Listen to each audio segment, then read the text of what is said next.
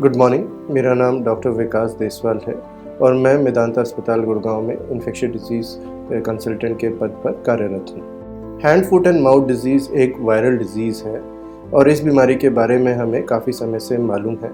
यह बीमारी मुख्य तौर पर 3 डिफरेंट वायरसेस जैसे कि एंट्रोवायरस, एकोवायरस और कॉक्सैकी वायरस के द्वारा यूजुअली छोटे बच्चों में देखी जाती है। इसके मुख्य लक्षण होते हैं बुखार आना, हाथों पे और पैरों पर छोटे छोटे लाल लाल रंग के स्पॉट्स होना और वो बाद में वो स्पॉट्स वेसिकल्स का रूप भी धारण कर सकते हैं और उनके अंदर फ्लूइड भी भरी हो सकती है। इसके साथ साथ इस बीमारी में मुंह के अंदर छाले होना भी आम बात है। इसीलिए इस बीमारी का नाम hand foot and mouth disease दिया गया है, क्योंकि ये बीमारी मुख्य तौर पर 3 इलाकों को इन्वॉल्व करती है, जैसे कि हाथ, पैर और मुंह, और साथ में इसमें मुख्य तौर पर बुखार आता है। यह बीमारी, जैसे कि मैंने बताया, एक वायरल डिजीज़ है और 3 मुख्य वायरसेस हैं, जैसे कि एंट्रोवायरस, एकोवायरस और कॉक्सैकी वायरस। इन तीनों से यह बीमारी होती है।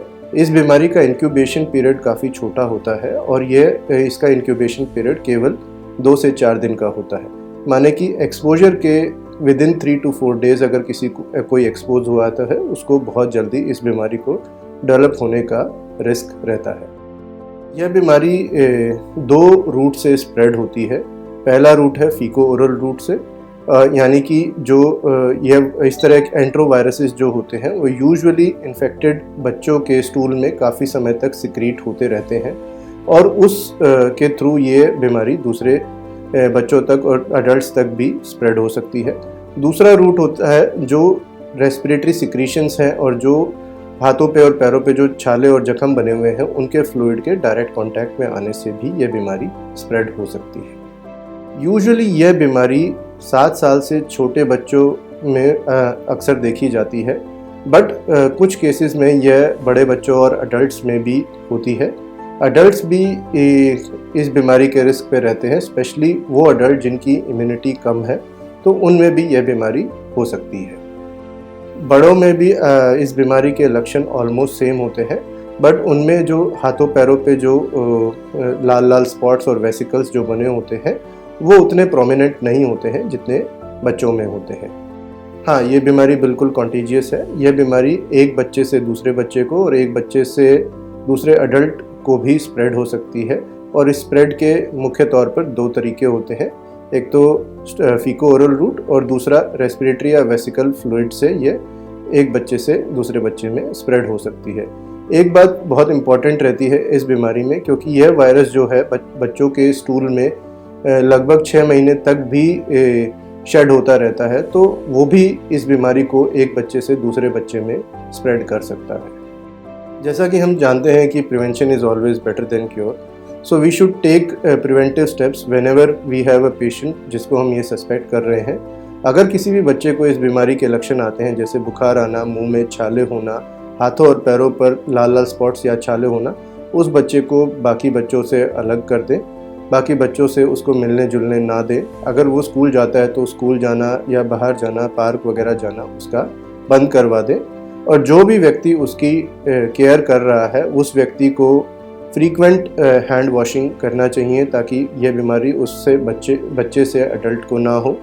दूसरी इम्पॉर्टेंट बात इस बीमारी में यह है कि जो छोटे बच्चे होते हैं जिनमें डायपर का इस्तेमाल होता है, वो डायपर चेंज करने के बाद साबुन से हाथ धोना बहुत ही ज़रूरी है इस बीमारी के स्प्रेड को प्रिवेंट करने के लिए।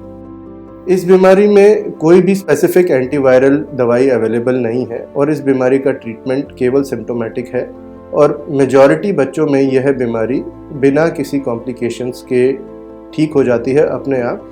इस बीमारी में अगर किसी बच्चे को बुखार आता है तो उसको पैरासीटामोल की गोली देकर बुखार को उतारा जा सकता है, या बहुत ज़्यादा इचिंग या थ्रोट में बहुत ज़्यादा सिम्टम्स आ रहे हैं तो उस समय उस सिचुएशन में कुछ एंटीहिस्टामिनिक्स दवाई देके उसको कंट्रोल किया जा सकता है। मुख्य तौर पर इस बीमारी का इलाज केवल सिम्टोमेटिक है और कोई स्पेसिफिक एंटीवायरल इसके against at the moment available नहीं है। मंकी पॉक्स और hand foot and mouth disease में एक सिमिलरिटी है कि वो दोनों ही वायरल डिजीज़ हैं और दूसरी बात ये कि वो दोनों ही स्किन पे लीजन्स बनाती हैं। वो स्किन पे लीजन्स, मैक्यूलोपैपुलर रैश या वेसिकल की फॉर्म में हो सकते हैं। मेन डिफरेंस ये है कि जो hand foot and mouth disease है वो 7 साल से छोटे उम्र के बच्चों में होती है, और जो उसके लीजन्स हैं, स्किन पे जो लीजन्स है वो मेनली हाथ, पैर और माउथ के अंदर ही कंसंट्रेटेड होते हैं। वेरस जो मंकी पॉक्स के लीजन हैं वो शरीर पे कहीं भी हो सकते हैं और पूरे शरीर पर डिसेमिनेटेड भी हो सकते हैं।